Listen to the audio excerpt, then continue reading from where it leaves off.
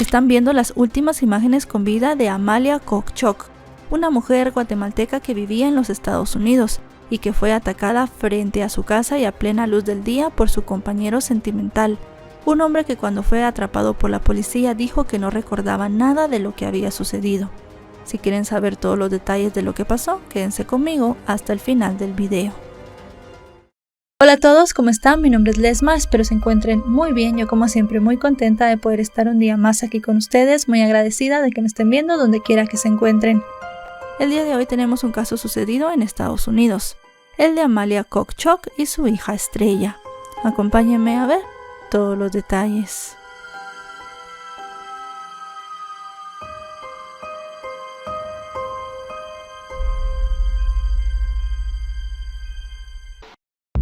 Amalia Kokchok de Peck nació alrededor de 1986 en la aldea Tierra Blanca, en Petén, Guatemala. Allí creció rodeada de su familia y con el tiempo también formó la suya. Sin embargo, después de sufrir muchos tropiezos en la vida, decidió emigrar hacia los Estados Unidos.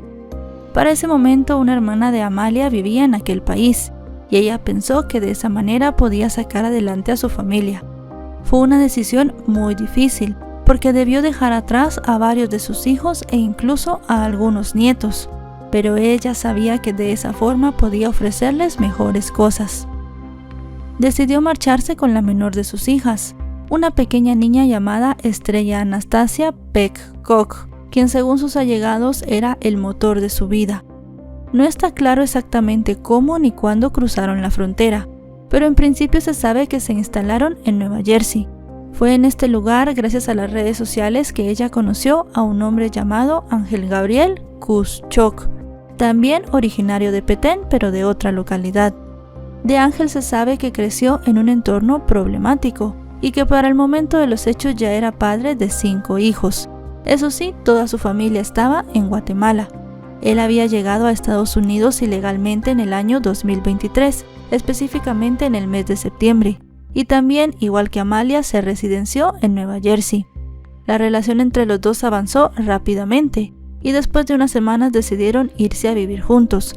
Amalia también llevó a su hija Estrella a vivir con este hombre. Después de algunas semanas de convivencia, él le anunció que había encontrado trabajo en Florida, específicamente como jornalero. Así que Amalia decidió que ella y Estrella también se mudarían con Ángel. Quería formar una nueva familia. Pensaba que este hombre la ayudaría a seguir adelante y además de eso quería encontrar trabajo en aquel lugar. Le habían dicho que era más fácil y de esa manera ella pensaba que podía ayudar de una mejor forma a sus hijos y a sus nietos. Así las cosas, la vida de Amalia y Estrella fue pasando y con el paso de los meses se asentaron en una pequeña comunidad de casas rodantes. Con estos antecedentes llegamos al miércoles 24 de abril de 2024. El cual comenzó como un día cualquiera para Amalia y Estrella, pero unas horas después por la tarde el cuerpo de Amalia fue encontrado en la entrada de su propiedad. Yacía tendida boca abajo y parcialmente cubierta con una lona. La mujer estaba semidesnuda. De inmediato se llamó a las autoridades para pedir ayuda. Entre ese llamado y la llegada de las autoridades, una amiga de Amalia se puso en contacto con Blanca, la hermana de la mujer, para informarle de la situación. Eso sí, en ese momento no le dijo si ella tenía o no todavía signos vitales. Lo que sí se sabe es que la mujer fue rápidamente para ver qué le había sucedido a su hermana. Me dijo que tu hermana está tirada acá, pero yo no sé si está viva o está muerta, me dijo. Una vez llegaron los agentes, confirmaron que Amalia ya no tenía vida. Además de eso, tenía lesiones traumáticas en el cuello y en el rostro, y distintos rastros de violencia que estaban dentro de la casa. Además de eso, también se encontró en el interior un segundo hallazgo. En el baño, dentro de la bañera y con el agua aún corriendo, estaba el cuerpo de la pequeña Estrella. Tenía apenas 4 años. La niña presentaba heridas similares a las de su madre, y uno de los oficiales describió la escena como extremadamente espantosa. Luego de hacer el descubrimiento, los investigadores se pusieron a averiguar qué había sucedido.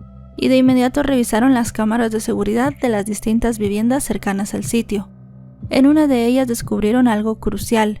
Las grabaciones de ese día mostraban los últimos movimientos de Amalia, su hija, y además de eso de Ángel, su pareja, y estas permitieron reconstruir paso a paso lo que había ocurrido. Según se supo, alrededor de las 12:30 del día, una amiga pasó a buscar a Amalia en su casa. La había llamado poco antes pidiéndole que la ayudara a mudarse.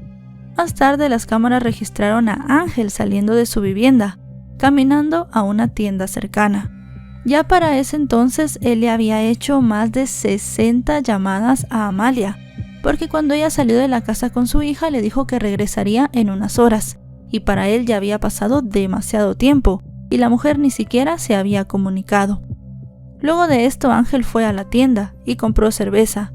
Unos momentos después, Amalia y Estrella entraron al lugar. La niña conocía muy bien a los empleados y tomó una paleta.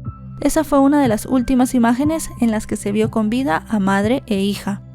Después de esto, los tres se reunieron y se subieron al mismo autobús de regreso a casa. Este los dejó cerca de las 3:15 de la tarde.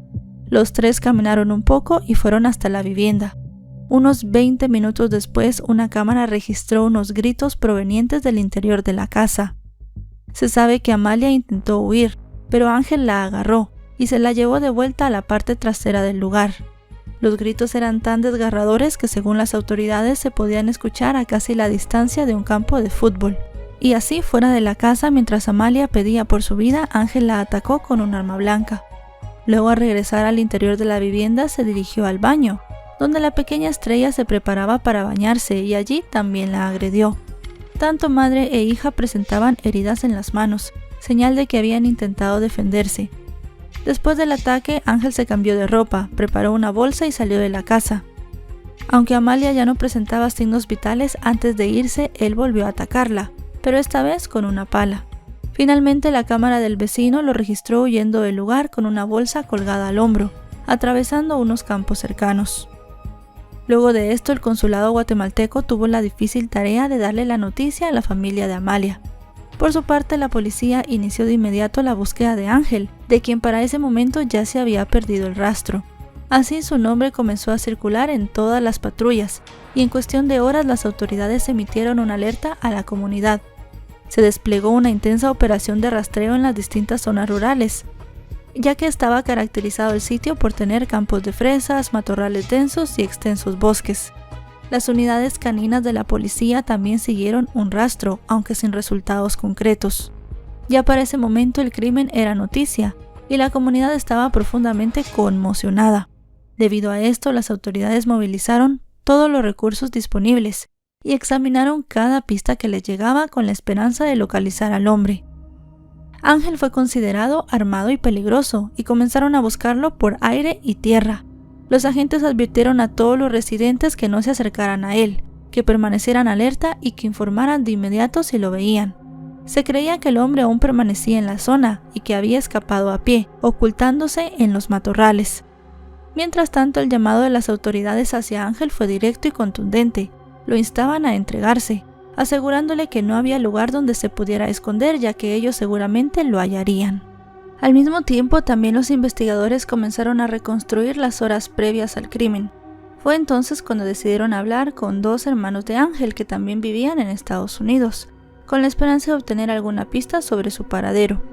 Uno de ellos relató que había hablado con él la misma tarde de los hechos, y que durante la llamada él se había despedido, como si supiera que no volverían a hablar. El otro hermano contó que lo había contactado menos de 2 horas después de los hechos, y que en esa conversación Ángel le había confesado lo que había hecho. Según su testimonio, había sido motivado el ataque por los celos.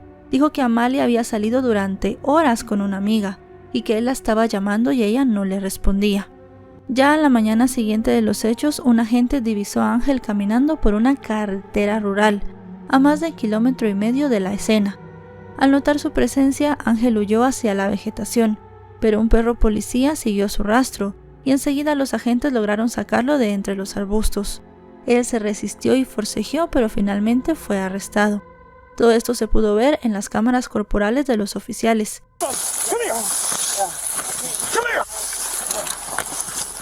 Para ese momento habían transcurrido 17 horas desde que él había atacado a Amalia y a Estrella, y después de la densa persecución fue trasladado a la comisaría y recluido en una celda.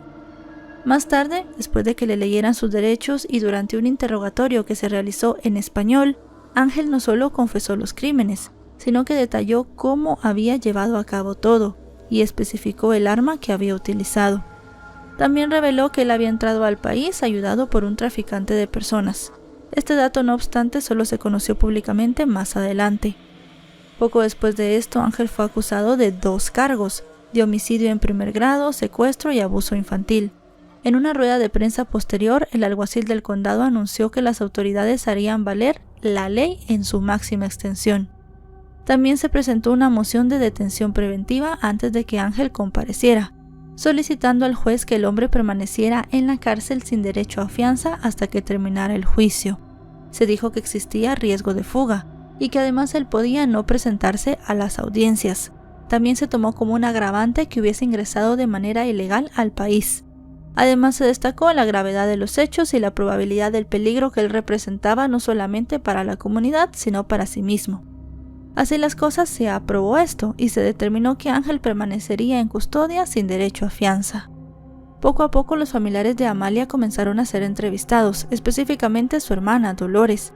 Ella comentó que Ángel siempre había sido una persona violenta, que siempre había sido también muy celoso y que no entendía cómo su hermana había soportado sus abusos.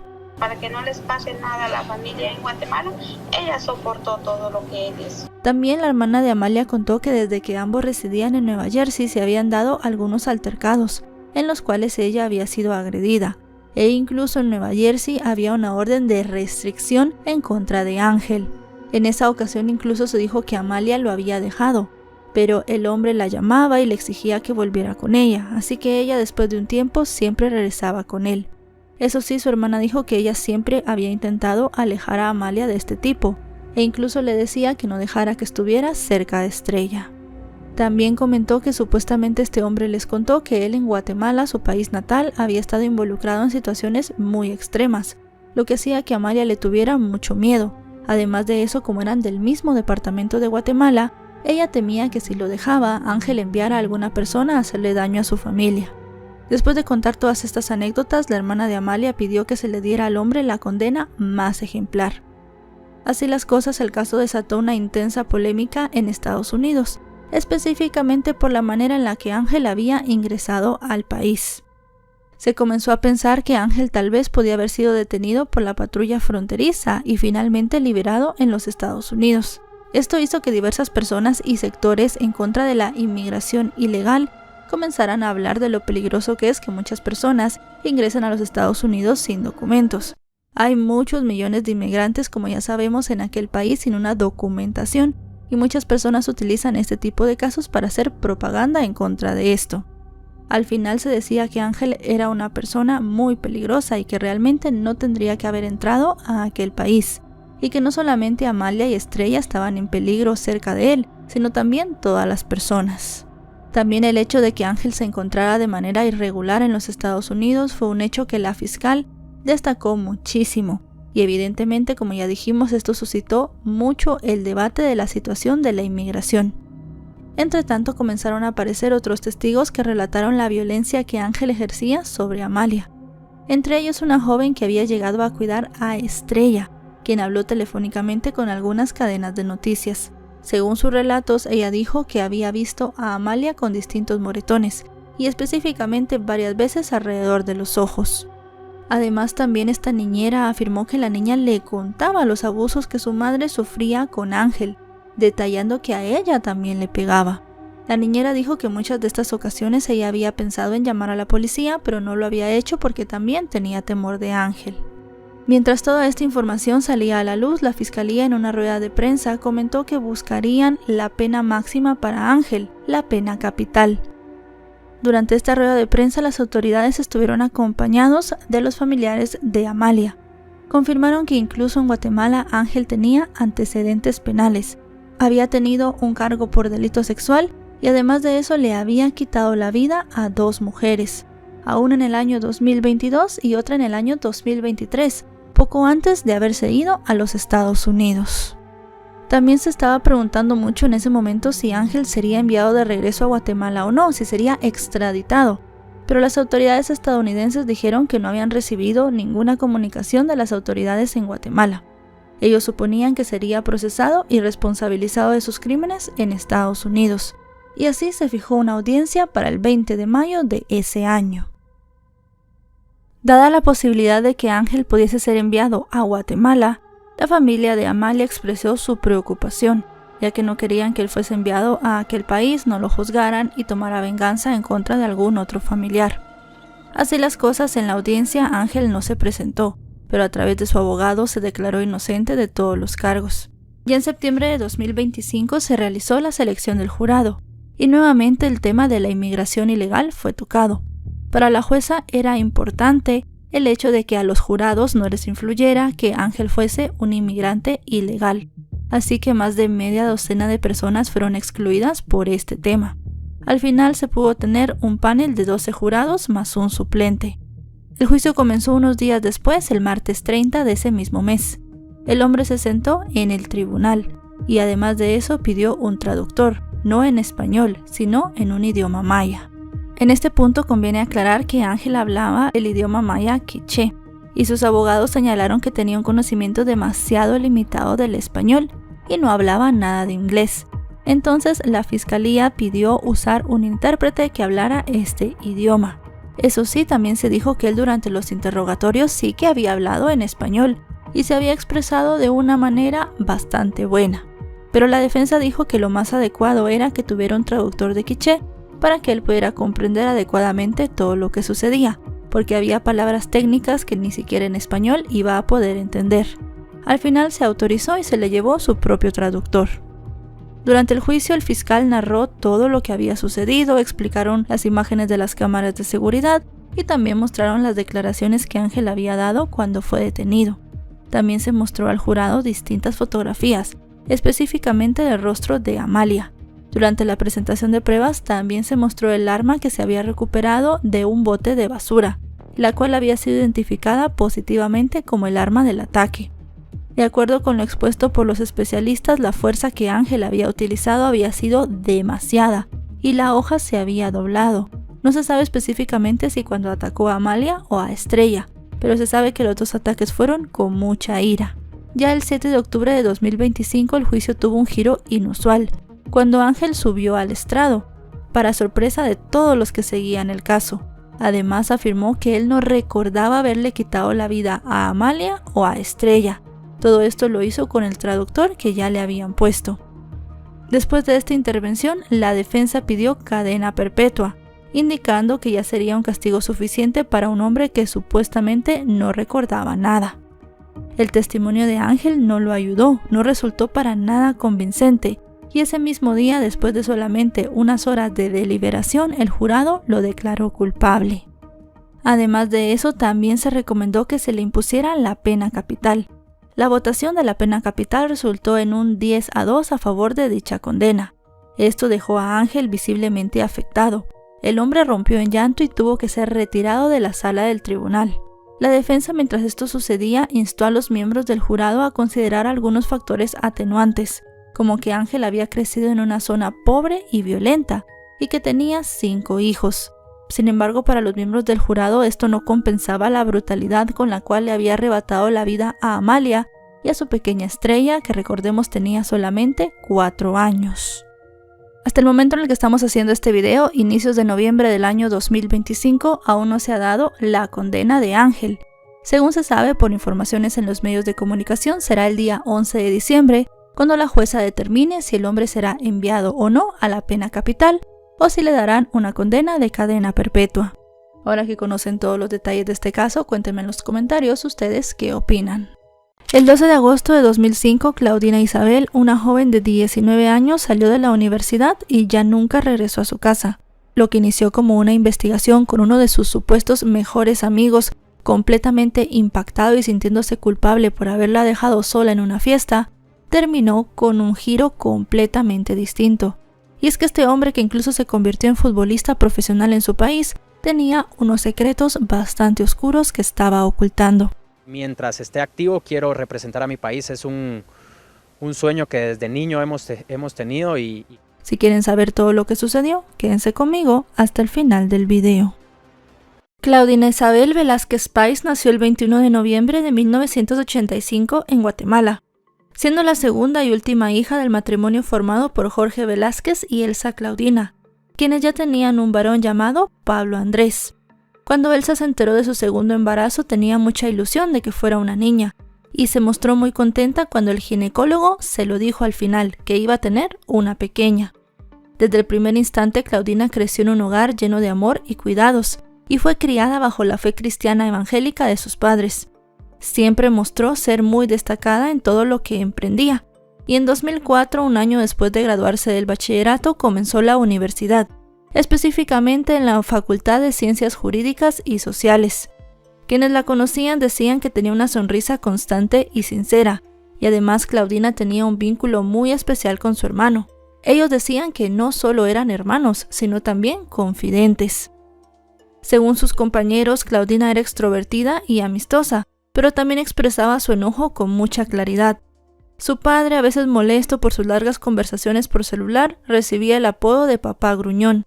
En el fondo, él estaba muy contento y orgulloso de la tenacidad de su hija y de cómo estaba planificando su vida con tanta determinación. De que ella tenía perfectamente planificada su vida. O sea, no era una mujer que viviese al azar. Así, para mediados de 2005, Claudina cursaba el cuarto semestre de la carrera de Derecho y se destacaba por ser una estudiante brillante. Además, también soñaba con defender a los demás y tras graduarse planeaba especializarse en Derecho Penal en España. Sus padres consideraban un tanto peligroso ejercer aquella carrera, pero Claudina tenía muchos proyectos. Además de eso, también estaba empezando a imaginar cómo celebraría sus 20 años. También, según comentaron, quería tener una familia numerosa con 4 hijos. En suma, era una joven con la vida llena de expectativas y proyectos por cumplir. Con estos antecedentes llegamos al 12 de agosto del año 2005. Ese día marcó un antes y un después en la historia de la familia Velázquez. Aquel día comenzó como cualquier otro. Claudina estaba en su casa, ubicada en un sector residencial en la ciudad de Guatemala. Ella estaba muy animada por la cercanía del fin de semana. La joven desayunó y ella y su hermano se marcharon hacia sus respectivos compromisos. Nadie podía imaginar que esa sería la última vez que la verían con vida. Durante la tarde, Claudina no regresó a casa después de sus clases. Inicialmente, sus padres no se alarmaron, ya que era una joven sociable y muy activa. A las 7:30 de la noche, la preocupación de los padres comenzó a crecer, y Jorge intentó contactarla. No tuvo éxito. Luego de varias llamadas más, finalmente a las 10 de la noche, Claudina decidió comunicarse con sus padres. Estaba en una fiesta no muy lejos de su casa y acompañada de una amiga. A partir de ese momento volvió a comunicarse un par de veces más, tanto con sus padres como con su hermano. Ella quería que su familia estuviera tranquila. Según dijo, seguía en la fiesta y prometió llegar a casa antes de la medianoche. Sin embargo, llegó esa hora y Claudina no apareció. Sus padres intentaron comunicarse nuevamente, pero no obtuvieron respuesta. En ese escenario decidieron esperar, pero los minutos fueron pasando y se transformaron en horas, y Claudina no regresaba a casa. Por el contexto social del país, con crecientes casos de violencia en contra de las mujeres, los padres de la jovencita comenzaron a estar muy angustiados. Ya alrededor de las 2 de la madrugada del sábado 13 de agosto sonó el timbre de la casa. Al abrir, los padres de la joven se sorprendieron. Quien estaba en la puerta era una mujer que para ellos era desconocida.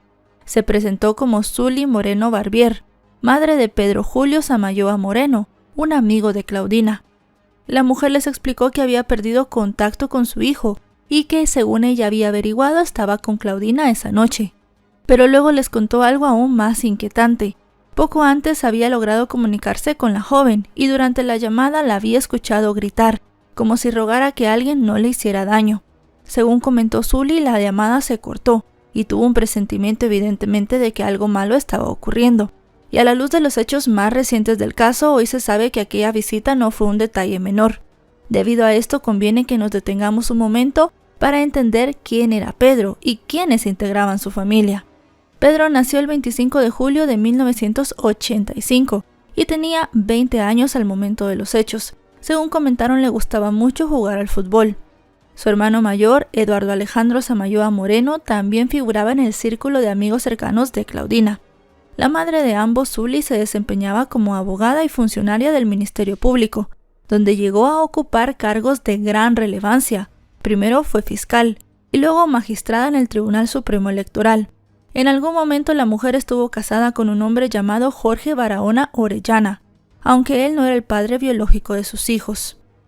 Hay que especificar una cosa aquí, y es que en el informe que presentó unos años después la Corte Interamericana de Derechos Humanos se menciona a Pedro como el novio de Claudina, un dato que rara vez apareció en la cobertura mediática de ese momento.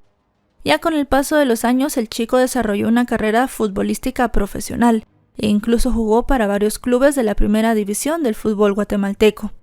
Juego fútbol desde muy pequeño, mi sueño siempre fue jugar fútbol profesional. Gracias a Dios y a la lucha y el apoyo de mis padres lo he logrado. Con todo esto en mente debemos volver a la madrugada en la que Claudina desapareció. Como cabría de esperarse, los padres de la joven iniciaron en ese momento una búsqueda desesperada, primero acompañados por Zuli. Recorrieron la zona donde había tenido lugar la fiesta y preguntaron a amigos y conocidos, pero parecía que nadie había visto ni a Claudina ni a Pedro. Finalmente, poco después de las 3 de la mañana, mientras estaban en una garita de seguridad, Zuli recibió una llamada de su hijo. Él dijo que estaba bien y en su casa, pero al enterarse de que Claudina no había regresado y no sabía nada de ella, quebró en llanto. O al menos eso fue lo que contó Zuli a los padres de la joven. Desde ese momento, Pedro sostuvo que él había estado con Claudina en la fiesta, pero que ella se había marchado sola hacia su casa alrededor de las 12:30 de la noche. Su versión en aquel momento pareció muy coherente, pero con el paso del tiempo, esa madrugada comenzó a verse bajo otra luz. Por su parte, antes de retirarse, Zuli se ofreció a buscar a Claudina en distintos barrancos, los cuales había camino a su casa. Mientras tanto, la madre de Claudina llamó a la policía. Los agentes les dijeron que debían esperar 24 horas para interponer la denuncia, y no actuaron con la urgencia requerida. Ambos padres, sin rendirse, continuaron buscándola por su cuenta. Ya el día sábado, en las primeras horas, decidieron acudir a la subestación de policía. Elsa, entre lágrimas, les mostró a los agentes una fotografía de Claudina intentando conmoverlos, y después de más de 3 horas de insistencia, al final decidieron interponer la denuncia. Pero aún así, ellos no comenzaron con las labores de búsqueda de manera efectiva. Poco después, Jorge recibió una llamada.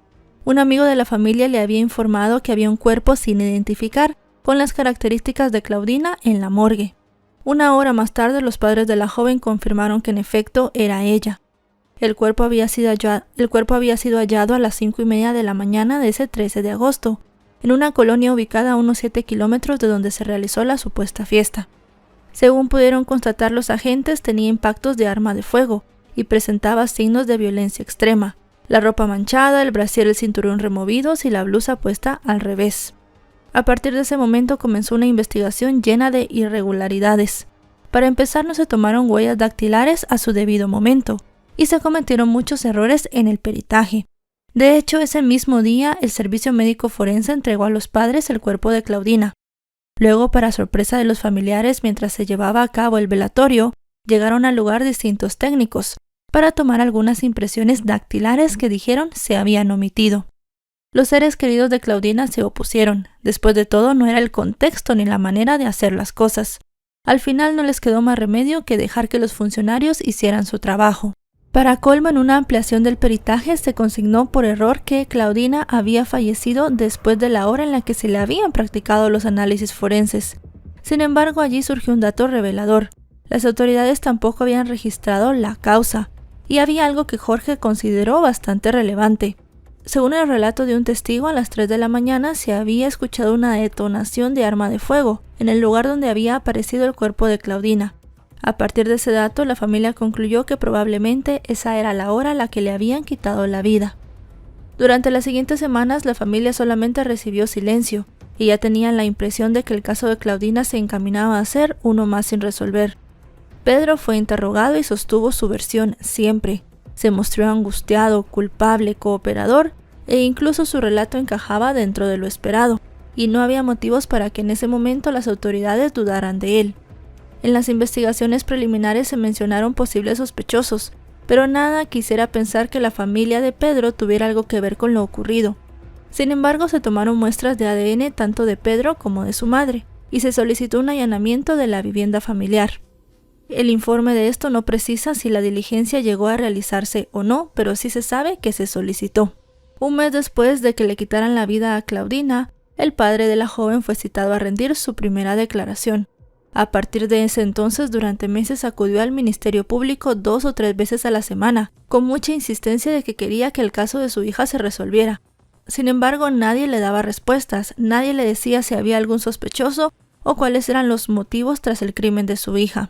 Incluso, según dijeron los padres de Claudina, algunos funcionarios llegaron a cuestionar la conducta de su hija, sugiriendo que su estilo de vida la había puesto en riesgo, algo que los indignó profundamente.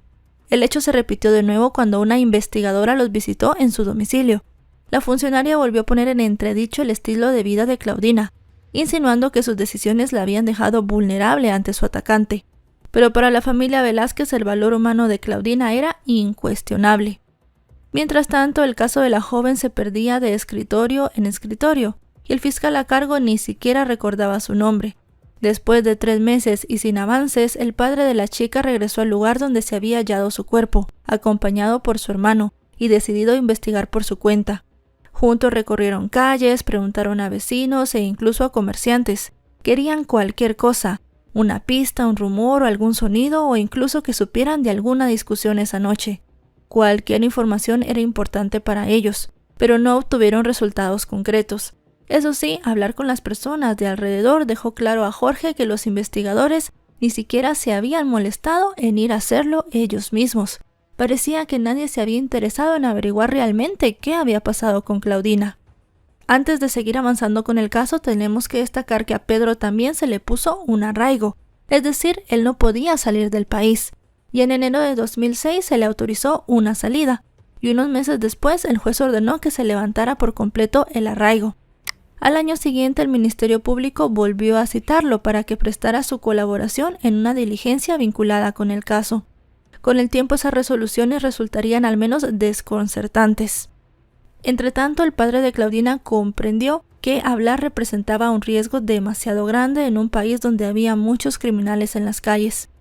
Fue así como, decepcionado por la inacción de las autoridades, él y su esposa decidieron tomar el asunto en sus propias manos y acudieron a la Corte Interamericana de Derechos Humanos con todas las pruebas que tenían. Esto para denunciar el caso de su hija públicamente, así como las deficiencias en la investigación. Reunir las pruebas. Lo que pude hacer es denunciarlo a la Comisión Interamericana de Derechos Humanos. Ellos ya no guardaban muchas esperanzas, pero 1 año y 8 meses después, el 5 de marzo de 2014, la comisión elevó el caso a la Corte Interamericana de Derechos Humanos. Las irregularidades expuestas en el informe fueron sobrecogedoras, no solo por lo que revelaban, sino por lo que implicaban, una cadena de negligencias que podría haberse evitado y que seguramente habría cambiado el rumbo del caso. El informe estaba muy detallado, se hablaba de la hora del deceso, la posición del cuerpo de Claudina y la distancia desde la cual se había efectuado el impacto que le había quitado la vida. También se hablaba sobre la posible movilización del cuerpo, la ausencia de un registro de heridas y que nunca se conservó la ropa de la joven para hacer investigaciones. Por otra parte, a pesar de que había indicios claros de una posible agresión sexual, no se ordenó un peinado púbico ni se resguardaron correctamente muestras biológicas. Parte de la evidencia también se contaminó, ya que se había volteado el cuerpo de la joven y se habían limpiado algunas manchas. Y algunas prendas que en ese momento no estaban manchadas, terminaron manchadas y con restos de otras sustancias. El informe también subrayó omisiones en la recolección de testimonios. Varios testigos potenciales no fueron entrevistados y en algunos casos sus declaraciones se tomaron meses o años después de los hechos.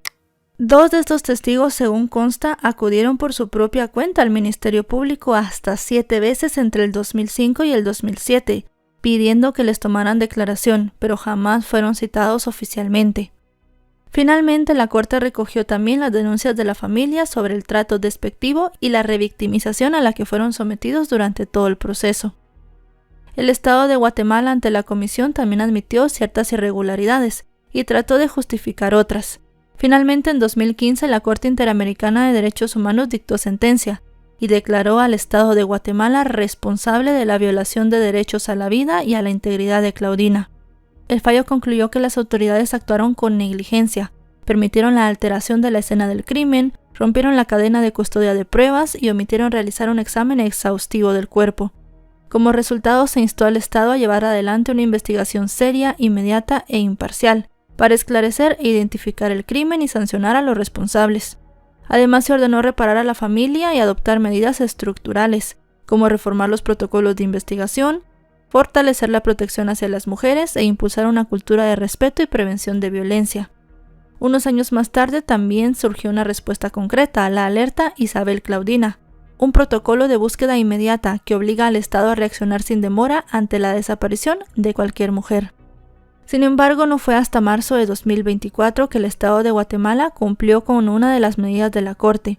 En un acto público, el entonces presidente del país ofreció disculpas oficiales a la familia de la joven, reconociendo la responsabilidad del Estado y reiterando el compromiso para fortalecer su protección ante las mujeres.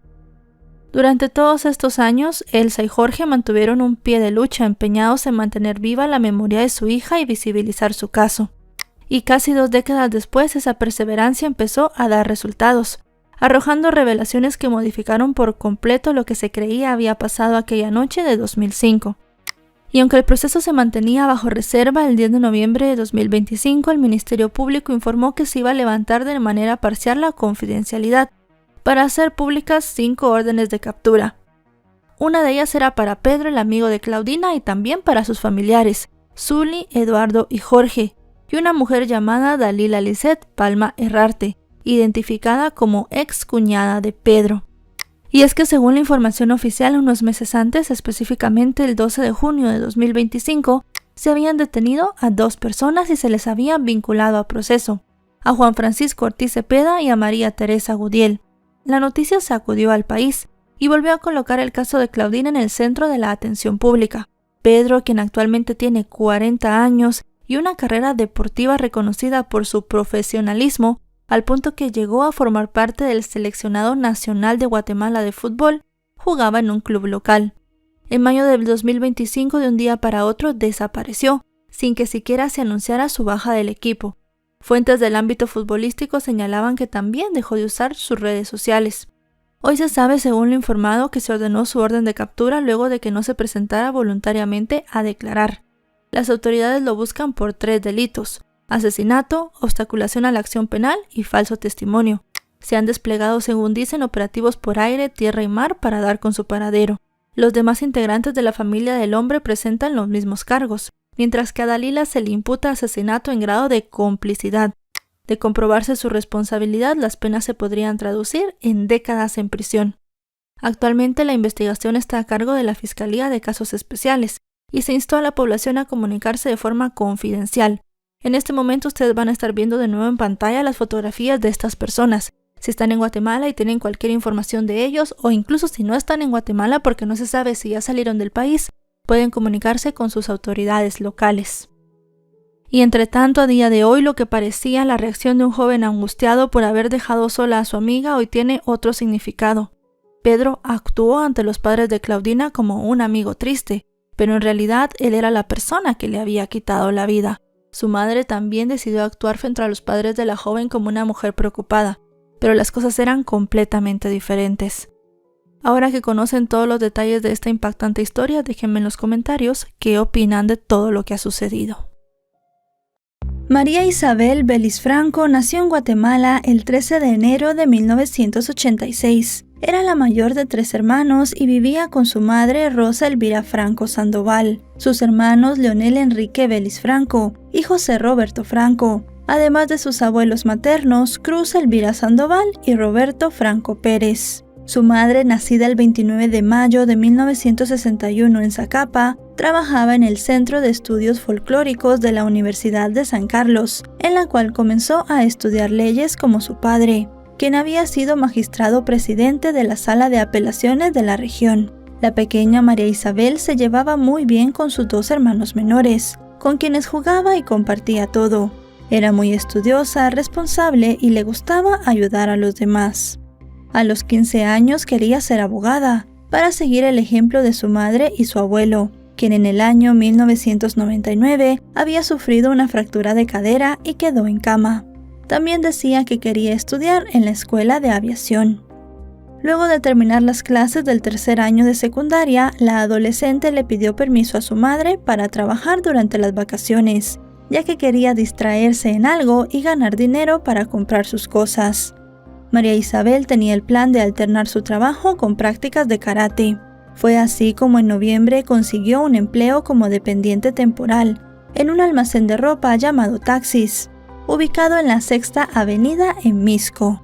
Al local acudía frecuentemente un comerciante de nombre Gustavo Adolfo Bolaños Acevedo, de 39 años, propietario de una empresa de embutidos que residía en el barrio Verona, donde era vinculado a una organización criminal conocida como Los Cocheros, y por la cual en una ocasión fue capturado por transportar $100,000, pero días después fue liberado. El empresario poseía una flota de más de 40 vehículos y varios inmuebles. Gozaba de una buena posición económica, la cual utilizaba para atraer a María Isabel. Se hizo cliente frecuente de la tienda donde ella trabajaba y compraba distintas prendas para poder estar cerca de la jovencita. Casi a diario la esperaba en una venta de comida frente a la tienda para ofrecer acompañarla a su casa. Tras el acoso del sujeto, la chica le contó a su madre que aquel hombre no le agradaba y le tenía miedo porque le hablaba de sexo. También le comentó que había conocido a un cubano, quien practicaba lucha libre cerca de su trabajo, y este le había dicho que practicara esta disciplina deportiva, aunque ella le había dicho que no le interesaba. Fue así como llegó la mañana del 16 de diciembre de 2001. La adolescente salió a trabajar como habitualmente lo hacía. Su madre le llevó el almuerzo y la jovencita le contó que saldría con un amigo después del trabajo y que él la llevaría a casa esa noche. Rosa se fue y compró algunas cosas para adornar su casa para Navidad, pero según comentó, tuvo un mal presentimiento. Su instinto de madre le decía que algo malo iba a pasar ese día. Mi corazón ya me avisaba, pero yo no entendí esa seña. Yo decía, ¿pero por qué estoy triste? Y yo iba a llorar, me puse. Se me pasó, pero el corazón le avisa a uno, pero uno no entiende, ¿verdad? Porque mire, ese día no vino mi hija. Pero aquí fue la última vez donde platiqué con él, así. Llegada la noche, María Isabel no apareció en su casa a la hora que había acordado con su madre, algo que puso a la mujer muy nerviosa. Las horas fueron pasando y la familia no tuvo noticias de la adolescente, algo que puso a todos en alerta. Así terminó la noche y llegó la mañana, y aún no tenía noticias de María Isabel. Lo que decidió la madre de la joven fue ir hasta el almacén donde ella trabajaba. Tal vez había pasado la noche fuera de casa y ya estaba trabajando, o tal vez alguna de las personas que trabajaba allí le podía decir con quién se había ido su hija. Cuando la madre de María Isabel llegó al lugar, encontró al gerente de la tienda. Este le dijo que no sabía nada de ella. Lo único que le pudo decir fue que el día anterior, a las 7 de la noche, cuando estaban cerrando, María Isabel se había ido con un hombre que la había recogido, pero no supo decirle más. Inmediatamente la mujer fue hasta la comisaría de la policía para poner una denuncia, pero el jefe de la estación le dijo que tenía que esperar 72 horas para que ellos pudieran considerar que María Isabel era una persona desaparecida y en peligro. Luego traté de presentar la denuncia como 4 veces en la Policía Nacional Civil, pero me decían que tenía que esperar 72 horas. Y aquellas palabras abusivas, ofensivas, que si yo era prostituta, que si mi hija era una prostituta. Y yo estaba muy aturdida y yo, cuando vi eso, ¿qué abusiva es? Pero no, yo lo que quiero es que busquen a mi hija. No me pusieron atención. El nombre del jefe de la subestación era Jorge Mario Ortiz Maquis. Ante la insistencia de la mujer, quien acudió varias veces a las dependencias policiales, finalmente pasadas las 4 de la tarde, el Servicio de Investigación Criminal le tomó la denuncia. Les dijo a las autoridades que su hija se había ido con un sujeto, que podía ser un hombre que la había estado acosando durante las últimas semanas. Los oficiales que tomaron su declaración comenzaron a preguntarle sobre las actividades de la menor. Le cuestionaron si consumía drogas o si era una chica alocada, y le insinuaron que podía haberse escapado con algún enamorado.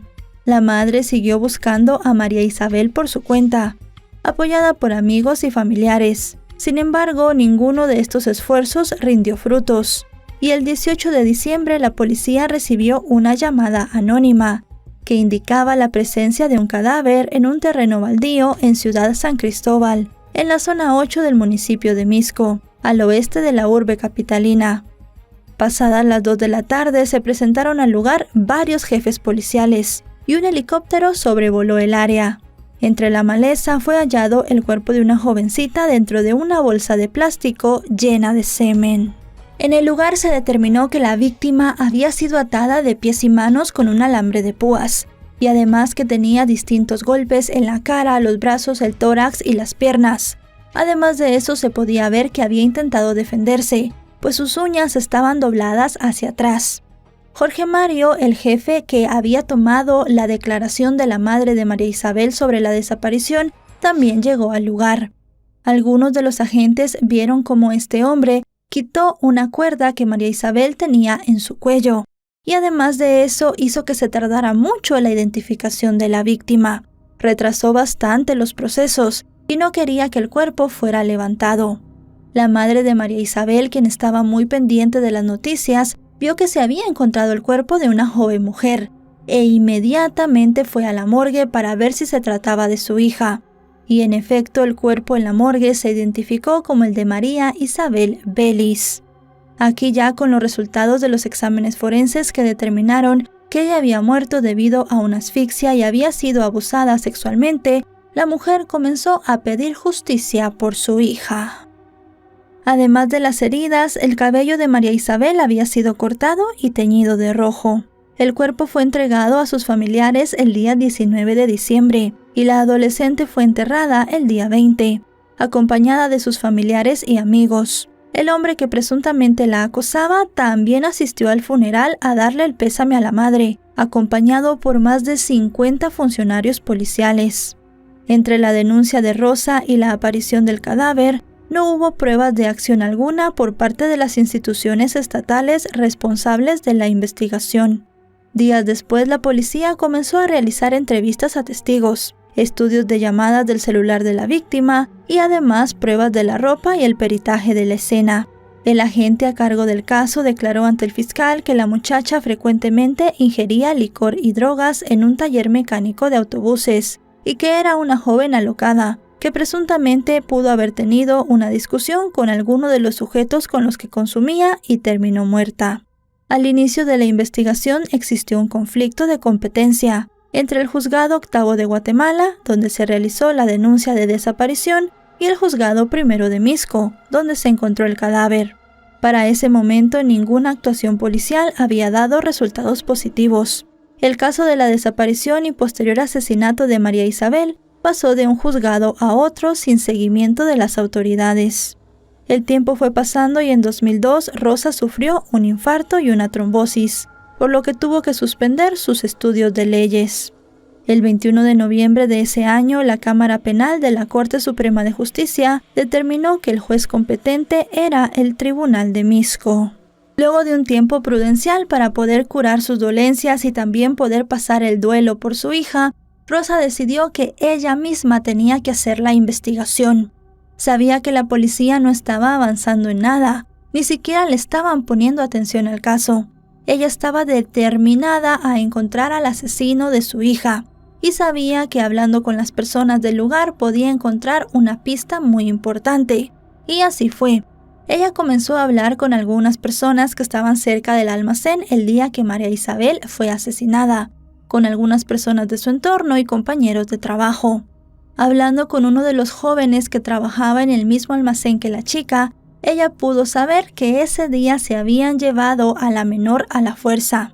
El chico le comentó que cuando estaban cerrando, María Isabel salió a la calle porque estaba esperando a un supuesto amigo. En ese momento llegaron 2 automóviles, uno que el joven describió de marca Mazda, pero no dijo el color, y otro que dijo que era de color rojo, pero no supo decir la marca. Sea como sea, de este automóvil salieron algunos sujetos. Uno de ellos se puso a hablar por teléfono, mientras otros 2 agarraron a María Isabel por la espalda y la subieron a uno de los vehículos. Luego de eso, el sujeto que estaba hablando por teléfono se subió al otro automóvil y los 2 se fueron sin un rumbo fijo. La descripción que dio el muchacho del sujeto que hablaba por teléfono era exactamente la misma que tenía ese cubano que le había dicho a María Isabel que practicara artes marciales con él, por lo cual la madre de la chica se puso manos a la obra para saber todo sobre él. Además de esto, también descubrió que este sujeto tenía relación con Gustavo, el hombre que acosaba a María Isabel, y que había acudido al funeral de su hija a darle sus condolencias. El sujeto era un narcotraficante vinculado al cartel del Golfo. Rosa acudió a la Federación de Lucha y logró identificar al cubano como Oswell Airosa Hernández, a quien le apodaban El Cundo, quien había acudido al país para participar en una competencia.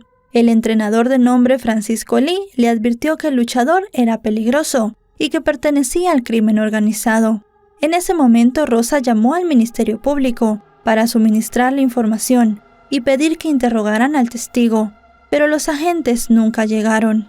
Días después llamó a la Federación de Deporte y se contactó con el entrenador Francisco, quien cambió su declaración y dijo no conocer al sujeto, pero la conversación quedó grabada. Luego la mujer habló con el director deportivo Miguel Frech, quien le indicó que podía encontrar al luchador en un local que frecuentaba llamado Guajaira Bar, en la zona 10 de Huehuetenango. Rosa suministró esta información a las autoridades, pero tampoco hicieron nada. La angustiada madre también obtuvo un registro de llamadas del teléfono de la jovencita y descubrió que 3 días después de su asesinato, el dispositivo había sido utilizado en Río Hondo, Zacapa. Las investigaciones llevadas a cabo por los cuerpos policiales sobre el asesinato de su hija se aplazaron tantas veces que en enero de 2004, Rosa decidió buscar justicia en el exterior. Yo escribí a muchísima gente. Mire, reyes de España, no va a decir esta mujer está loca, pero yo escribí a la reina de Inglaterra, la reina de España. Dije, yo tengo que escribir a quien sea. Yo lo que quiero es justicia. Mire, gracias a Dios, yo logré enviar al fin un formato grande, que sí es cansado, el de la Comisión Interamericana de Derechos Humanos. Aprovechó la visita de Susana Villagrán, representante de la Comisión Interamericana de los Derechos Humanos, para reunirse con ella y con otras mujeres que también buscaban justicia para sus hijas desaparecidas o muertas, y a quienes el Estado no les daba respuesta. Asimismo, conoció a integrantes del Grupo Guatemalteco de Mujeres, quienes llevaban varios años monitoreando casos de muertes de mujeres, entre estos el de su hija.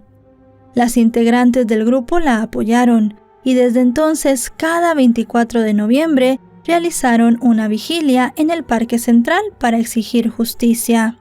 En noviembre de ese mismo año, el procurador de los derechos humanos de Guatemala de aquel momento, llamado Sergio Morales, emitió una resolución señalando que había existido violación del derecho, puesto que el Ministerio Público no había actuado dentro de los plazos previstos por la ley y que el trámite de la inhibitoria de competencia de los respectivos juzgados procuró una dilación indebida. Por otro lado, se emitió un informe para el auxiliar fiscal de la agencia número 5 de Misco, donde se recomendó citar a la madre de la víctima a fin de interrogarla sobre los hábitos nocturnos de su hija, su posible adicción a las drogas, entre otras. Asimismo, cuando Rosa acudió a la fiscalía para conocer de los avances del caso de su hija, le indicaron que la habían asesinado por prostituta y se burlaron del caso. En septiembre de 2010, el procurador presentó una denuncia ante la CIDH por la muerte de varias mujeres, incluida la de María Isabel. El caso fue remitido en mayo de 2012 a la CIDH, casi 11 años después de que ocurriera, y el 16 de mayo la Fiscalía Municipal de Misco solicitó al Ministerio Público la asignación de nuevos investigadores, ya que para esa fecha no existía ningún avance en la investigación. El escrito remitido a la Corte se relacionaba con la falta de respuesta eficaz del Estado a la denuncia presentada ante la Fiscalía para reportar la desaparición de la menor, así como los posteriores errores en la investigación de los hechos.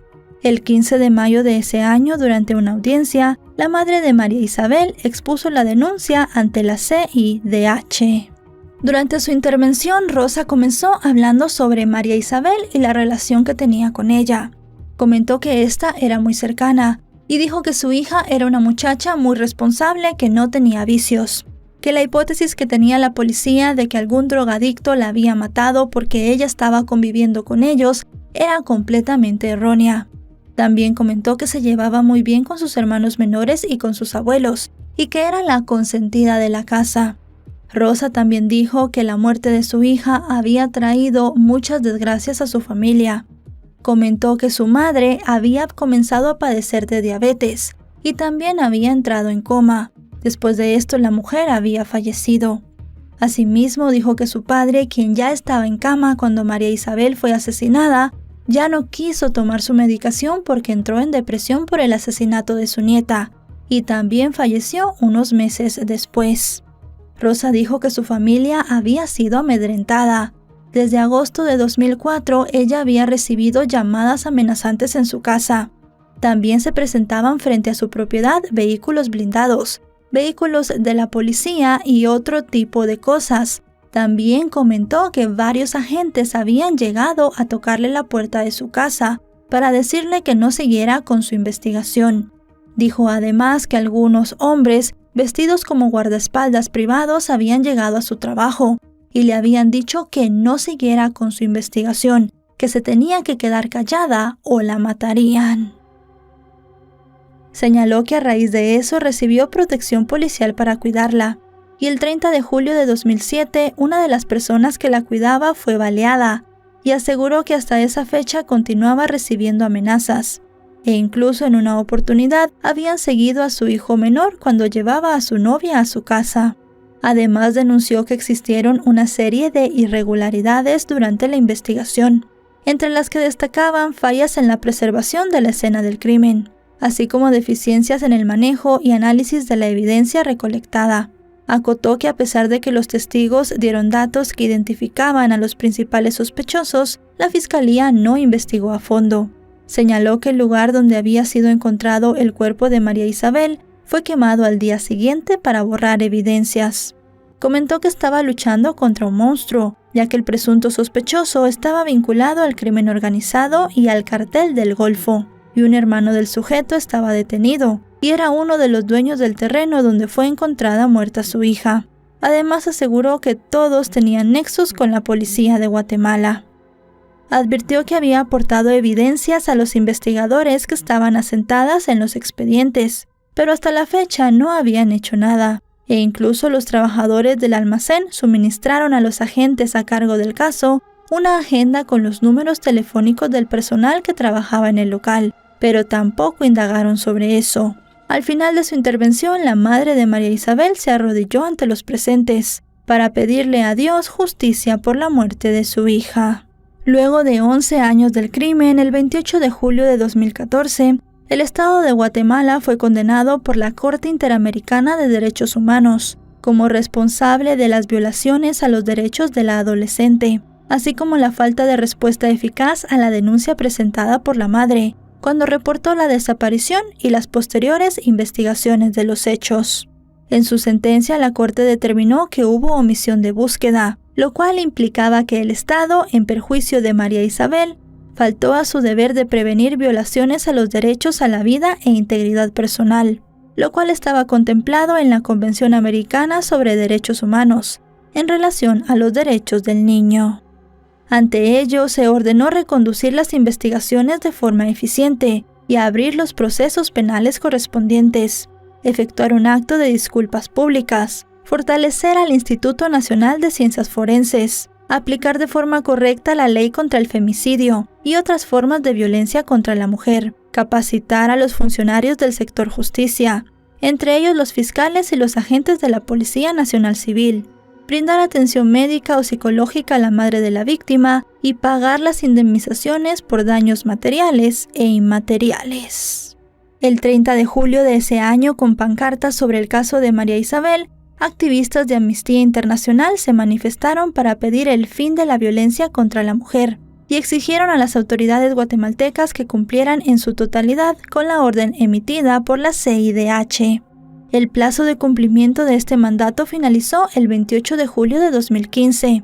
Sin embargo, para ese momento las autoridades no habían hecho nada de lo estipulado, ni se habían dado avances sobre el caso. Fue así como 14 años después del asesinato de María Isabel, su madre hizo otra denuncia pública. Ella dijo que durante ese tiempo, desde que había salido la sentencia de la CIDH, no se habían hecho todas las cosas que esta entidad había pedido. Comentó que no se le había brindado ayuda psicológica, tampoco se le había dado el resarcimiento que le habían prometido, y no habían avanzado las investigaciones, que era para ella lo peor en todo el caso. Dijo que la persona que se tenía que hacer cargo de todo esto era el en ese momento presidente de la República de Guatemala, Otto Pérez Molina. Pero el general retirado no le había dado seguimiento al caso, y ni siquiera había intentado hablar con ella. La madre de María Isabel sentía que nunca conseguiría justicia para su hija, pero con el paso del tiempo se fueron dando muchas mejoras gracias a ella y a su constante trabajo. Y es que el caso de María Isabel había sido el primero en llegar a la CIDH por temas de femicidio, y gracias a los esfuerzos de Rosa se provocó la promulgación de la Ley de Búsqueda Inmediata de Mujeres Desaparecidas, publicada en el Diario Oficial de la Nación el 1 de marzo de 2016. Las personas que estén en alguna situación así emergente, de mujeres desaparecidas o de violencia, que acudan al Ministerio Público de sus municipios, aldeas donde se encuentren, para presentar las denuncias correspondientes y darle seguimiento, por supuesto, pero hay que denunciar y no quedarse callada, sino que alzar la voz. La exfiscal Telma Aldana comenzó la brecha del programa, y en los primeros meses de gestión de Consuelo Porras, el método se presentó bajo el nombre de Alerta Isabel Claudina, en honor a María Isabel, pero también a otra joven, Claudina Velázquez Pais, de 19 años. Ambas fueron víctimas de un sistema fallido, y sus muertes se convirtieron en el detonante que provocó la creación del sistema. En el caso de Claudina, fue vista por última vez el 12 de agosto de 2005, luego de salir de su casa rumbo a la universidad, donde cursaba el 4º semestre de Derecho. Sus padres avisaron a la policía que un amigo de su hija había hablado por teléfono con ella, y se habían quedado preocupados porque escucharon gritos de auxilio. Pero al igual que en el caso de María Isabel, los agentes también se negaron a aceptar la denuncia de su desaparición, por no haber transcurrido 24 horas desde que no se tuvo información de ella. Tanto el programa como la alerta tienen como objetivo general tener una pronta respuesta ante la desaparición de cualquier mujer. Esto para que la víctima sea encontrada y resguardada de la manera más rápida posible, y de esta forma evitar que las mujeres sufran vejámenes mientras están desaparecidas. Al mismo tiempo que salió la alerta, también el Estado guatemalteco aceptó que había existido una investigación tremendamente deficiente en el caso de María Isabel, y se nombró al fiscal Jorge García como nuevo fiscal encargado del caso. Él dijo que su mayor compromiso era encontrar a las personas o a la persona que le habían hecho esto al adolescente y llevarle la justicia a su familia. Él determinó que en la carpeta de investigación existían muchas irregularidades, que la escena del crimen no se había preservado de la mejor manera y que tampoco se habían levantado las pruebas que tenían que haberse sacado del lugar. Además de esto, también se determinó que María Isabel había llegado con vida al lugar donde su cuerpo fue encontrado. Todas estas cosas fueron tomadas en cuenta para la nueva investigación.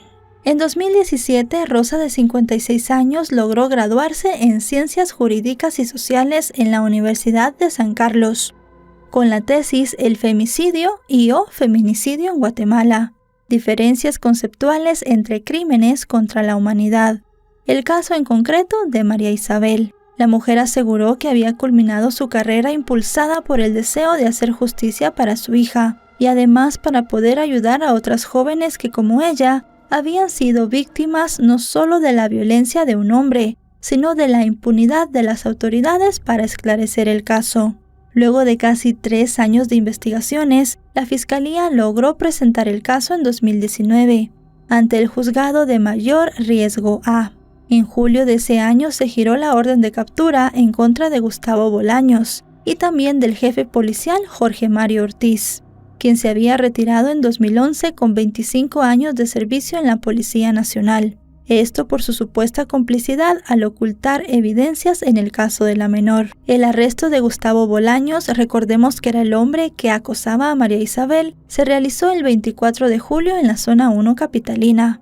el hombre fue trasladado a la cárcel de la Brigada Militar Mariscal Zavala, un centro de detención preventiva donde están internados reos con poder económico o político. En el caso del ex policía, debido a su padecimiento de diabetes y cáncer, se le fijó una audiencia para que se presentara como medida de sustitución de la prisión preventiva.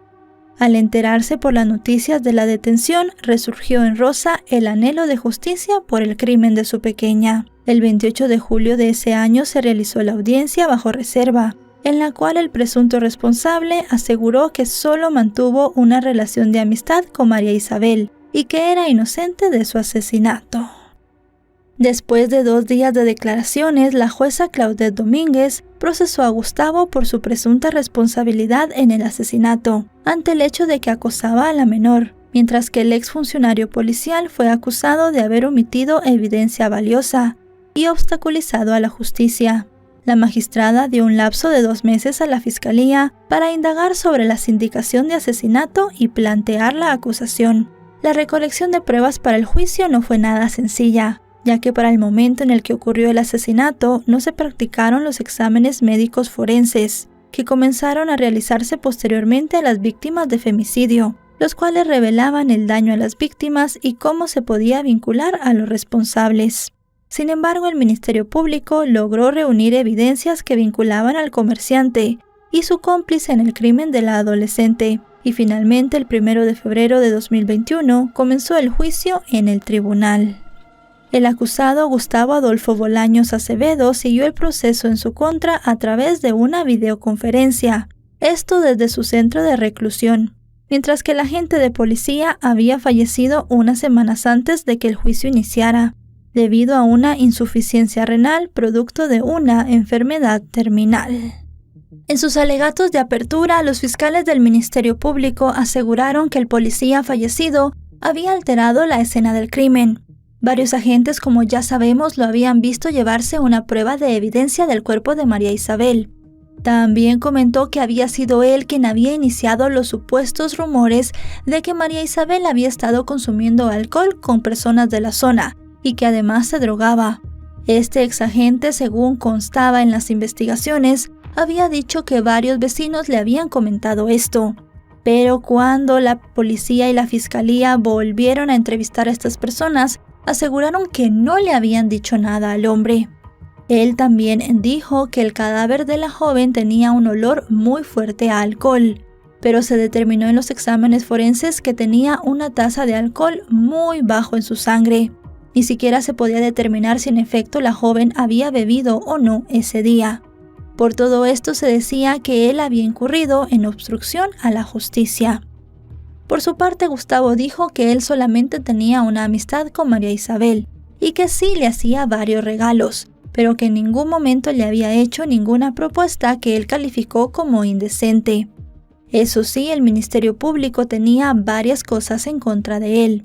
Determinaron que la relación entre él y María Isabel por la diferencia de edades era muy desigual.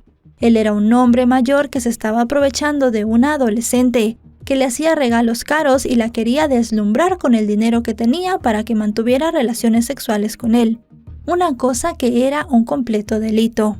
Además de eso, el hombre dijo que tenía una coartada, porque él supuestamente en diciembre del año en el que fue asesinada María Isabel estuvo de viaje todo el mes en Petén y no se encontraba en la ciudad capital. Pero la fiscalía pudo determinar que este viaje al departamento que está en el norte del país se realizó ese año, pero en el mes de noviembre. Para fortalecer su tesis acusatoria, la Fiscalía presentó un informe realizado en 2020 por el Observatorio Judicial del Sistema de Justicia, el cual destacaba que la violencia contra las mujeres ocurría en relaciones desiguales de poder y en diferentes manifestaciones como la económica y la psicológica. Además, el documento señaló que de 357 casos analizados, el 23% tuvo participación del querellante adhesivo. Al estrado subieron testigos que aseguraron que el hombre acosaba a María Isabel en el almacén y en su casa, e incluso se relacionó a varios allegados de Gustavo como los responsables de las amenazas que recibió la madre de la adolescente cuando comenzó a investigar el caso. El 18 de febrero, organizaciones sociales mostraron su repudio por los crímenes contra mujeres, con manifestaciones pacíficas, caminatas y pronunciamientos en las redes sociales. Recordaron algunos casos de víctimas de violencia, con una demanda de justicia que llevaba años de retraso, como el de María Isabel, y exigieron una condena justa para su asesino. El 25 de febrero, la Fiscalía y la defensa de Gustavo presentaron sus alegatos finales. El Ministerio Público pidió una condena de 50 años de prisión para Gustavo, mientras que el abogado defensor alegó que su representado era inocente y que debía ser liberado. Durante el debate, la madre de María Isabel aseguró que a su hija la habían desacreditado siendo una niña y exigió al tribunal la pena máxima de 50 años para el homicida. Finalmente, el 1 de marzo, el juzgado presidido por la jueza Yasmín Barrios sentenció a 30 años de prisión inconmutables a Gustavo Bolaños Acevedo, quien tenía 59 años en ese momento, por el delito de asesinato, e instó al Estado de Guatemala a velar por la vida de las mujeres para evitar más asesinatos, y pidió que se investigaran en su momento, pues no era necesario esperar 20 años para que se hiciera justicia. El asesino escuchó su sentencia por videoconferencia desde la prisión, mientras Rosa levantaba el retrato de su hija al escuchar la condena, la cual le permitía descansar en paz a María Isabel y a ella misma, quien siguió la pista del caso en un sistema de justicia que finalmente se decantó de su lado casi 20 años después. La madre declaró ante los medios que el proceso la había consumido a ella y a su familia. Agradeció todos los esfuerzos tanto de la Fiscalía como del Grupo Guatemalteco de Mujeres, la ONG que la representó y acompañó durante mucho tiempo.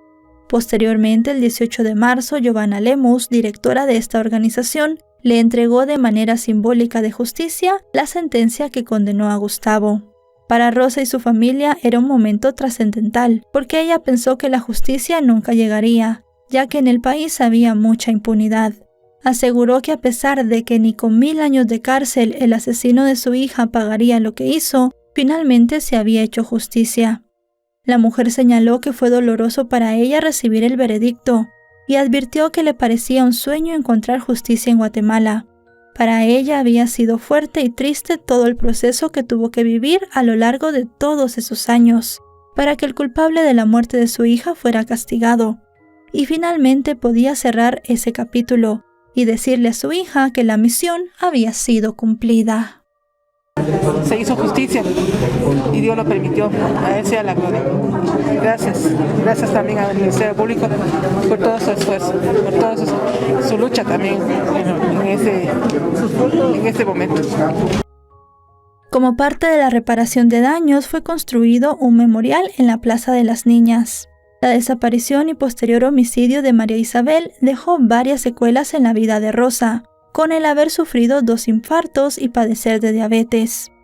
A Rosa le tocó aferrarse a la vida por sus otros 2 hijos, y esperaba que la sentencia contribuyera a que otras mujeres encontraran justicia. Ella recibió el premio de la Mujer del Año en 2021, por su incansable lucha en la búsqueda de justicia para las víctimas de la violencia en Guatemala.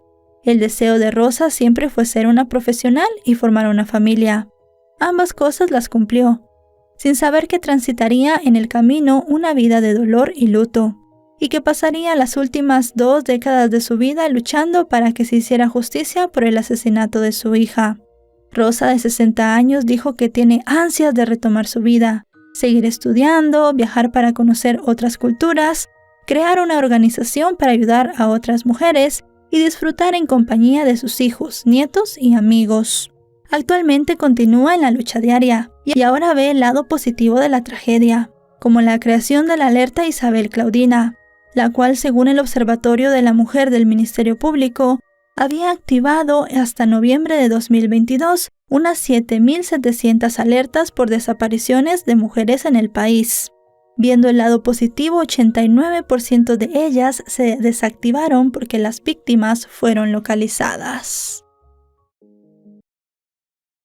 Alejandra Ikochuf era una mujer indígena nacida en 1986 en el municipio de Telemán del departamento de Alta Verapaz en Guatemala.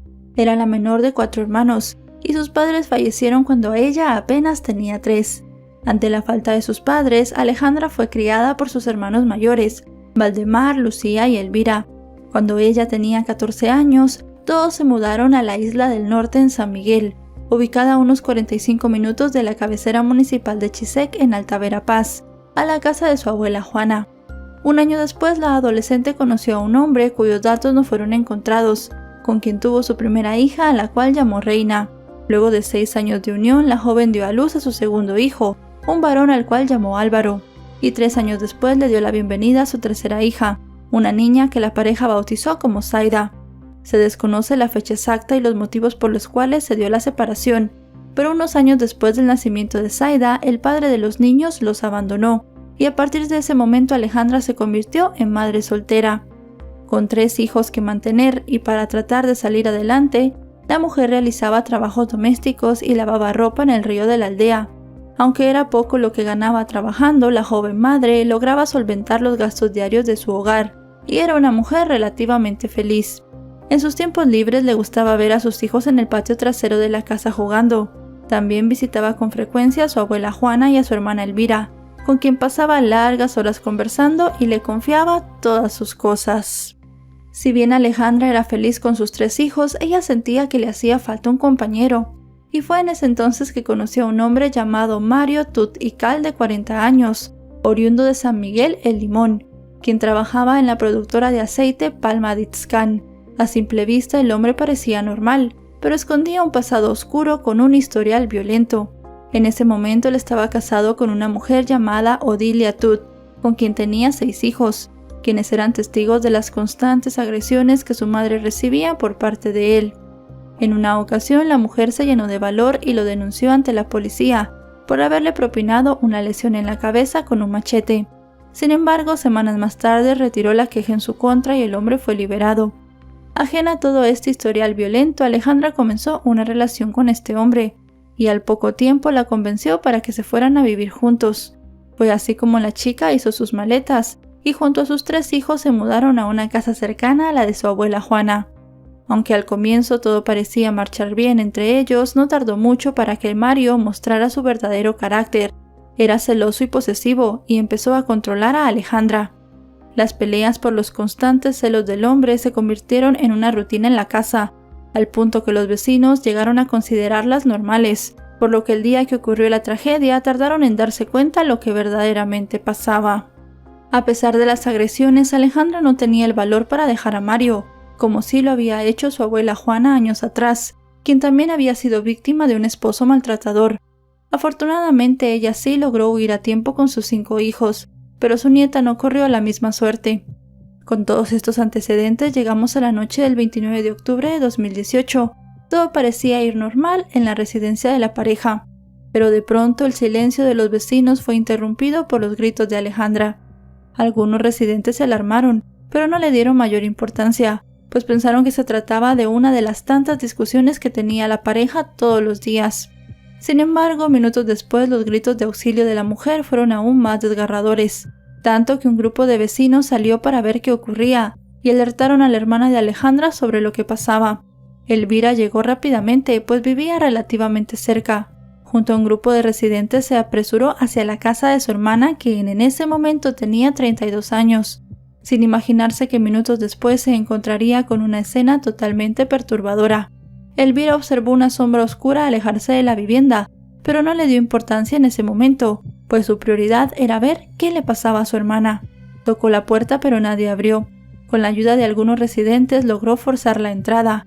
Con una linterna que llevaba, lo primero que pudo observar fue una escena impactante que la dejó paralizada por un momento. Había sangre por todas partes, pero lo peor estaba por venir. Justo en la entrada se topó con una mano, y cuando corrió hacia el cuarto de su hermana la encontró perdiendo la vida en su cama. Lo más sorprendente es que ella ya no tenía sus manos porque su esposo se las había cortado, y además su rostro también estaba cortado por la mitad. Al ver todo lo que sucedía, Elvira gritó desesperadamente que le ayudaran a salvar a su hermana. Durante los últimos momentos en los que Alejandra luchaba por vivir, movía las piernas y la cabeza. Trataba de decir algo con la mirada, pues no podía articular palabras debido a las heridas que tenía en la cara. Elvira lloraba desesperada por la manera tan atroz en la que había encontrado a su hermana. Los pobladores se comunicaron con los servicios de emergencia, pero la ambulancia más cercana estaba a 76 kilómetros de distancia y tardaron mucho en llegar. Varios residentes comenzaron a grabar con su celular los últimos momentos de vida de Alejandra, cuyas imágenes fueron compartidas en las redes sociales, supuestamente con el propósito de obtener ayuda rápidamente. Las grabaciones fueron difundidas sin ningún tipo de filtro y cruzaron fronteras. El mundo entero se enteró del horrible crimen que se hizo viral, como el caso de la señorita Pac-Man, cuyo nombre hacía referencia a la figura del videojuego que tiene forma de círculo partido. Pese a los esfuerzos de los paramédicos por acudir rápidamente a socorrer a Alejandra, cuando llegaron era demasiado tarde, pues la joven madre ya había perdido la vida luego de agonizar durante poco más de media hora. El lugar se llenó de curiosos y también de policías que resguardaban el perímetro. Los peritos de medicina legal hicieron el levantamiento del cuerpo y de las extremidades que habían sido cortadas. Los investigadores interrogaron a los presentes, entre ellos a la hermana de la joven, quien dijo que creyó ver la silueta de un hombre que salía de la casa, y las características de este hombre coincidían con las de su cuñado. Contó a las autoridades algunos episodios violentos por parte del sujeto, quien en una oportunidad intentó quitarle la vida a Alejandra poniéndole una cinta en el cuello, y en otra ocasión la golpeó con un trozo de madera en la cabeza provocándole graves heridas.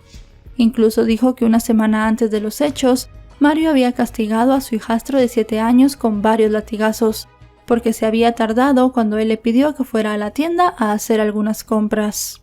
Según el testimonio de los pobladores, ellos también observaron esa actitud violenta, pero nadie denunció al hombre porque temían por su propia seguridad. Algunos aseguraron que lo habían visto correr por la maleza esa noche. Inmediatamente Mario se convirtió en el principal sospechoso del crimen, pero cuando las autoridades comenzaron a buscarlo, él ya había escapado. Entonces se conformaron varios grupos dentro de la comunidad para buscarlo, porque todos sabían que era un sujeto peligroso. La policía compartió su fotografía y pidió apoyo a la ciudadanía para aportar cualquier información que pudiera dar con su paradero. Días después, la búsqueda rindió frutos, cuando un vecino de la aldea Las Muñecas, en el municipio de Ixcán, en Quiché, aseguró que había visto al sujeto huir rumbo a México. La gente se organizó, le dieron seguimiento y lograron atraparlo en Chiapas, a 10 kilómetros aproximadamente de la frontera entre Guatemala y México. Los pobladores golpearon al hombre y lo amarraron a una silla, a la espera de que llegaran las autoridades. Ellos querían hacer justicia por sus propias manos, pero la policía logró convencerlos de que no lo hicieran, y después entregaron el hombre a los oficiales. Estos lo trasladaron a una comisaría de Cobán, donde lo ficharon debido a la amenaza que tenían los vecinos de lincharlo. Al día siguiente de la aprehensión, los hermanos de Alejandra acudieron a la fiscalía para formalizar la denuncia por el crimen. El hermano de la joven Valdemar no pudo evitar romper en llanto, tras recordar algunos momentos con ella, en especial cuando la arrullaba cuando tenía apenas unos meses de nacida. Pidieron a las autoridades que se hiciera justicia. Mientras el hombre era interrogado, los familiares y amigos de Alejandra le dieron el último adiós en el cementerio municipal de San Miguel El Limón. Elvira dijo a los medios de comunicación que ella se haría cargo de sus 3 sobrinos, Reina, que tenía 16 años en ese momento, Álvaro de 10 y Zaida de 7, aunque comentó que sentía miedo por el futuro, ya que era mucha responsabilidad educar a 3 niños y explicarles por qué su madre ya no estaba con ellos. En medio de sus declaraciones, Mario, quien fue apodado como el carnicero por algunas personas, dijo a los cuerpos policiales que no tenía ningún remordimiento y comentó cómo le había quitado la vida a su compañera. Detalló que días antes de los hechos un vecino lo había alertado, que cuando él no estaba, supuestamente ella se iba con un camionero. Dijo que el día de los hechos le pareció sospechoso que su mujer se diera una ducha alrededor de las 6 de la tarde. Cuando le preguntó qué estaba haciendo, ella le contestó que hacía mucho calor, y que minutos después se iría a la casa de su hermana a ver televisión. Mario reveló que cuando Alejandra salió la siguió, y se escondió en unos arbustos, desde donde vio que se subía a un camión que era conducido por un hombre, confirmando así las sospechas sobre la presunta infidelidad de la muchacha. Horas más tarde, cuando Alejandra regresó a la residencia, le preguntó dónde había estado, y ella reiteró que había estado con su hermana. Al sentir que su esposa le estaba mintiendo, el hombre enfureció. Posteriormente, mientras Alejandra dormía, la revisó, y según su testimonio, al parecer no tenía puesta la ropa interior. Para él, esa era una prueba de su supuesta infidelidad, y fue entonces cuando comenzó a golpearla, y le hizo varias lesiones con un machete, para luego cortarle las manos y la cara, y así, como dijo él, borrarle la contagiosa sonrisa que la caracterizaba. Señaló también que estaba bajo mucha presión, pues tenía que mantener a 2 mujeres y a sus 6 hijos. Al consultarle si estaba arrepentido por lo que hizo, comentó que sí, pero se excusó diciendo que se le había metido el diablo en el cuerpo y justificó su ataque culpando a Alejandra de serle infiel. El hombre quedó detenido por el delito de femicidio y un juez lo remitió al Centro de Detención para Hombres a la espera de la audiencia de primera declaración. El proceso contra el homicida siguió su curso, aunque con algunos tropiezos. El 9 de noviembre, Mario compareció ante el juzgado de primera instancia de Cobán, donde se realizaría la audiencia de primera declaración. Se enfrentaba a 2 acusaciones, la primera por violencia intrafamiliar en contra de su primera esposa Odilia, y la segunda por el crimen de Alejandra. Sin embargo, se libró de la primera acusación, luego de que la jueza Catalina Cortés diera falta de mérito, pues la víctima de ese caso, Odilia, no se presentó en el juzgado sin dar a conocer el motivo. En otra audiencia por el crimen de Alejandra, la magistrada pospuso el debate, excusándose para conocer el caso. Además, manifestó su enemistad con el colectivo Mujeres Transformando el Mundo, que se había sumado al proceso como querellante de la familia de Alejandra. La medida tomada por la magistrada causó molestias no solo entre el colectivo, que temía que el acusado saliera en libertad, sino con toda la población de Alta Verapaz que exigía justicia. Paula Barrios, directora de la Organización de Mujeres, denunció en sus redes sociales que dicha jueza en varias ocasiones había otorgado a los sindicatos de violencia contra la mujer y violencia sexual falta de mérito, y también sobrecimiento en la etapa intermedia. También escribió que su organización había puesto quejas en la supervisión del organismo judicial y la sala de apelaciones regional, pero nadie hacía nada para removerla de su cargo.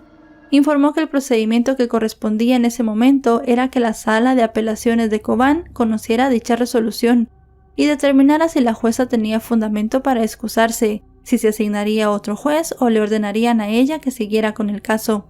También señaló que algunas querellas legales habían logrado hacer justicia por las víctimas por medio de apelaciones, aunque las resoluciones de la magistrada habían sido desfavorables en el momento de la condena.